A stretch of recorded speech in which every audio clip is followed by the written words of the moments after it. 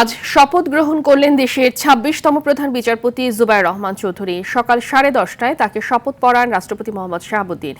এ সময় উপস্থিত ছিলেন প্রধান উপদেষ্টা প্রফেসর মোহাম্মদ ইউনুস। অনুষ্ঠানটি সরাসরি সম্প্রচার করবে বাংলাদেশ টেলিভিশন ও বাংলাদেশ বেতার। সংবিধান অনুযায়ী ৬৭ বৎসর পূর্ণ হওয়ায় সাবেক প্রধান বিচারপতি সৈয়দ রেফাত আহমেদ গতকাল ২৭ ডিসেম্বর আনুষ্ঠানিকভাবে অবসরে গেছেন।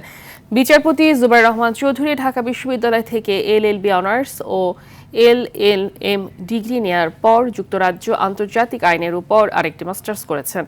১৯৮৫ সালে জর্জ কোর্টে ও ১৯৮৭ সালে সুপ্রিম কোর্টের হাইকোর্ট বিভাগে আইনজীবী হিসেবে তালিকাভুক্ত হন তিনি। তৎকালীন বিএনপির সরকারের আমলে ২০০৩ সালের ২৭ আগস্ট জুবায়ের রহমান চৌধুরী অতিরিক্ত বিচারক হিসেবে হাইকোর্ট বিভাগে নিয়োগ পেয়েছিলেন।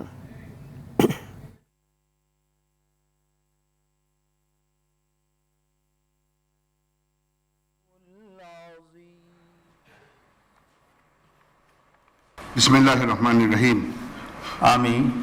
আমি জুবায়ের রহমান চৌধুরী বাংলাদেশের প্রধান বিচারপতি নিযুক্ত হইয়া সশ্রদ্ধ চিত্তে শপথ করিতেছি যে আমি আইন অনুযায়ী ও বিশ্বস্ততার সহিত আমার পদের কর্তব্য পালন করিব।